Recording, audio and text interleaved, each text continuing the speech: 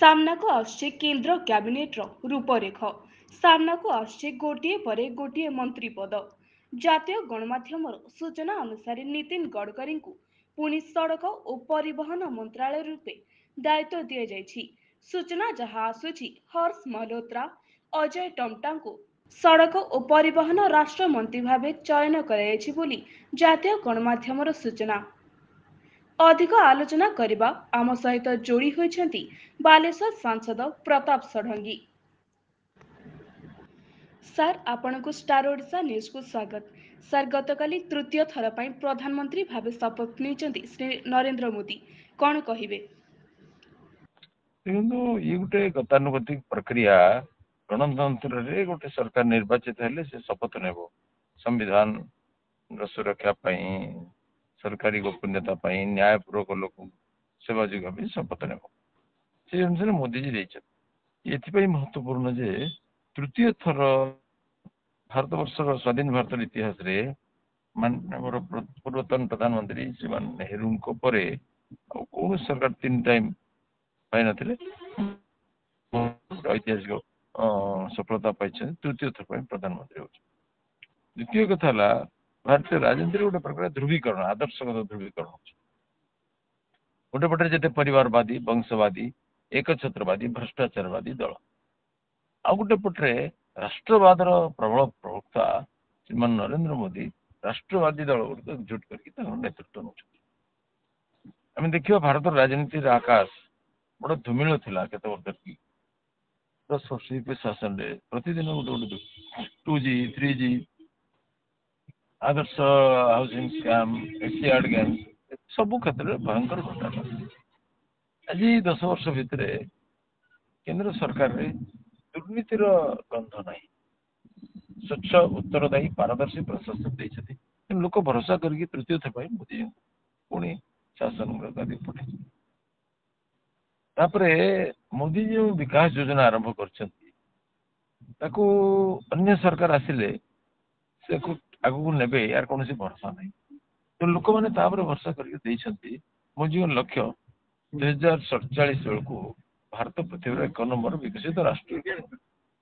ଏଇ ଲକ୍ଷ୍ୟ ପୂର୍ତ୍ତି ପାଇଁ ଦେଶବାସୀଙ୍କ ଭିତରେ ଗୋଟେ କର୍ମ ସଂସ୍କୃତିର ସଞ୍ଚାର ସେ କରିପାରୁଛନ୍ତି। ରାଷ୍ଟ୍ରର ନବନିର୍ମାଣରେ ପ୍ରତ୍ୟେକ ଲୋକ ଭାଗିଦାରୀ ହଉ, ବ୍ୟାପକ ଜନଭାଗିଦାରୀର ଏକ ବଡ କଲଚର ମୋଦି ସୃଷ୍ଟି କରିଛନ୍ତି। ସବକା ସାଥ, ସବକା ବିକାଶ, ସବକା ବିଶ୍ୱାସ, ସବକା ପ୍ରୟାସ, ଏ ମହାମନ୍ତ୍ର ଦେଇଛନ୍ତି। ଭାରତୀୟ ରାଜନୀତିରେ ଗୋଟେ ଧ୍ରୁବୀକରଣ ଗୋଟେ କାୟାକଳ୍ପ ହେଇଯାଇଛି ମୋଦି। ତେଣୁ ତୃତୀୟ ଥର ମୋଦିଙ୍କର ଯୋଉ ଶପଥ ଗ୍ରହଣ, ଏଇ ବଡ ଲକ୍ଷ୍ୟ ପୂର୍ତ୍ତି ପାଇଁ, ଭାରତକୁ ବିକଶିତ ଭାରତରେ ପରିଣତ କରିବା ପାଇଁ ମୋଦିଜୀଙ୍କ ଯୋଜନାକୁ ସଫଳ କରିବା ଉଦ୍ଦେଶ୍ୟରେ ଜନସାଧାରଣଙ୍କର ମ୍ୟାଣ୍ଡେଟ ମୋଦିଜୀଙ୍କୁ ମିଳିଛି। ସେ ଦୃଷ୍ଟିରୁ ଆମେ ଭାରତର ଭୋଟର ଭଉଣୀ ମାନଙ୍କ ନିକଟରେ କୃତଜ୍ଞ ଏବଂ ଦେଶ ସାର୍, ଗତକାଲି ଶ୍ରୀ ଭିକେ ପାଣ୍ଡିଆନ ମଧ୍ୟ ରାଜନୀତିରୁ ସନ୍ନ୍ୟାସ ନେଇଛନ୍ତି। ସେ ନେଇ କ'ଣ କହିବେ ସାର୍? କୋଉ ରାଜନୀତିରେ ଗୋଟେ ଧୁରଣୀୟ ନେତା ଥିଲେ ଯେ ରାଜନୀତି ଛାଡ଼ିଦେଲେ ଆକାଶ ଖସି ପଡିବ। ସେ ତାଙ୍କ ଛଡା ଉପାୟ କଣ ଥିଲା? ସେ କଣ ଦୟାକରି ଛାଡ଼ିଲେ କି? ଏଠି ରହିଲେ ତା ଅବସ୍ଥା ଅସମ୍ଭାଳ ହେଇଯିବ, ଲୋକ ଛେପ ପକେଇବେ। ସେ ବିଜେଡି ଦଳରେ ବି ତାଙ୍କୁ ତୋଡୁଛନ୍ତି। ତାଙ୍କ ପାଇଁ ବିଜେଡି ଦଳଟାର ବିପର୍ଯ୍ୟୟ ହେଲା ବୋଲି ସମସ୍ତେ ବୁଝି ସାରିଲେଣି। ଖୋଦ ନବୀନ ବି ଜାଣି ସାରିଲେଣି। ତେଣୁ ସେ ଅସହାୟ ହେଇକିରି ଯିବା ଛଡା ତାର কোনো ଉପାୟ ନଥିଲା। ସେ ସନ୍ନ୍ୟାସ ଦେଲେ ଯେମିତି ଓଡିଶା ବାଲା ସବୁ କାନ୍ଦିକିରି ଭୂଇଁରେ ଲୁଟିଯିବେ କି? ସନ୍ନ୍ୟାସ ଗୋଟେ ବଡ ରାଜନେତା ଥିଲେ ନା କଣ? ସାର୍, ମଝିରେ ଗୋଟିଏ ଦିନ 12 ତାରିଖରେ ଜନତା ମଇଦାନରେ ବିଜେପିର ପ୍ରଥମ ମୁଖ୍ୟମନ୍ତ୍ରୀ ଶପଥ ନେବେ, କ'ଣ କହିବେ? ଆମର ବ୍ୟାପକ ପ୍ରସ୍ତୁତି ଆରମ୍ଭ ହେଇଛି। ମାନନୀୟ ପ୍ରଧାନମନ୍ତ୍ରୀ ପହଞ୍ଚିଲେ ତାଙ୍କୁ ଏୟାରପୋର୍ଟରେ ଭବ୍ୟ ସ୍ୱାଗତ ସମ୍ବର୍ଦ୍ଧନା ଦିଆଯିବ। 2-2.5 ଘଣ୍ଟା ଧରି ରୋଡ ଶୋ କରିକି ଅଣାଯିବ। 5ଟା ବେଳକୁ ସେ ଜନତା ମଇଦାନରେ ପହଞ୍ଚିବେ। ବିଭିନ୍ନ ରାଜ୍ୟର ମୁଖ୍ୟମନ୍ତ୍ରୀ ଏବଂ ଅନ୍ୟାନ୍ୟ କେନ୍ଦ୍ରମନ୍ତ୍ରୀ, ଅନ୍ୟ ପ୍ରତିଷ୍ଠିତ ବ୍ୟକ୍ତିମାନେ, ସମ୍ମାନ ମର୍ଯ୍ୟାଦାଜନକ ବ୍ୟକ୍ତିମାନେ ଏଥିରେ ଯୋଗ ଦେବେ, ସାଧୁସନ୍ଥ ଯୋଗ ଦେବେ। ତେଣୁ ଐତିହାସିକ ଘଟଣାର ସାକ୍ଷୀ ହେବା ଗୋଟେ ସହଜ କଥା ନୁହେଁ। ଏଇ ସୁଯୋଗ ତାଙ୍କୁ ପ୍ରାପ୍ତ ହେଇଛି। ସମସ୍ତେ ଐତିହାସିକ ସାକ୍ଷୀ ହେବାକୁ ଗୌରବାନ୍ୱିତ ମନେ କରିବେ। କାରଣ ଏଇଟା କେବଳ ସତ୍ତା ପରିବର୍ତ୍ତନ ନୁହେଁ, ଏ ଗୋଟେ ସଂସ୍କୃତିର ପରିବର୍ତ୍ତନ, ଗୋଟେ ଇତିହାସର ପୃଷ୍ଠ ପରିବର୍ତ୍ତନ। ଯେମିତି ଭିକାରୀ ଭଳିଆ ଓଡିଶା ସବୁଆଡକୁ ହାତ ପାତୁଥିଲା। ଅପାର ଖଣିଜ ସମ୍ପଦ, ଜଳ ସମ୍ପଦ, ଅରଣ୍ୟ ସମ୍ପଦ, ଭୂ ସମ୍ପଦ, ରତ୍ନମାଳା ସବୁ ଥାଉ ଥାଉ ଓଡ଼ିଶା କାହିଁକି ଦରିଦ୍ର ରହିବ? ଡାଲି, ମାଛ, ମାଂସ, ଅଣ୍ଡା, କ୍ଷୀର, ତେଲ, ତୈଳବୀଜ, ଫଳ, କ୍ଷୀର ଏସବୁରେ କାହିଁକି ଓଡ଼ିଶା ଅନ୍ୟ ରାଜ୍ୟ ଉପରେ ନିର୍ଭରଶୀଳ ହବ? କଣ କାରଣ ଅଛି? ଶହ ଶହ ନଦୀ, ବିସ୍ତୀର୍ଣ୍ଣ ସମୁଦ୍ର, ତାପରେ କାହିଁକି ଆମେ ଏତେ ହଇରାଣ ପଡ଼ିବୁ? କେବଳ ଗୋଟେ ଭିଜନ ନଥିବା ଲୋକ ମୁଖ୍ୟମନ୍ତ୍ରୀ ଅଛି, ତେଣୁ ଆଉ ଗୋଟେ ବ୍ୟୁରୋକ୍ରାଟ ଉପରେ ପୁରା ଲାଗୁ ହେଇଛି। ସେଥିପାଇଁ ବର୍ତ୍ତମାନ ଓଡ଼ିଶାର ରାଜନୀତିରେ, ଅର୍ଥନୀତିରେ, ସାମାଜିକ କ୍ଷେତ୍ରରେ କାୟାକଳ୍ପ ହେବ, ସମଗ୍ର ପରିବର୍ତ୍ତନ ହେବ। ଏଇଥିପାଇଁ ଓଡ଼ିଶାବାସୀ ବହୁତ ଦିନରୁ ଅପେକ୍ଷା କରୁଥିଲେ।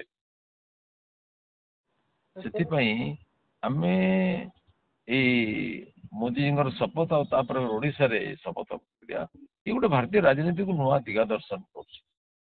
ଯେ ବିଜେଡି ପୁରା ପାର୍ଲାମେଣ୍ଟରୁ ଆଉଟ୍ ହେଇଗଲା, ଏ କଣ ସାମାନ୍ୟ କଥାରେ ହେଇଛି?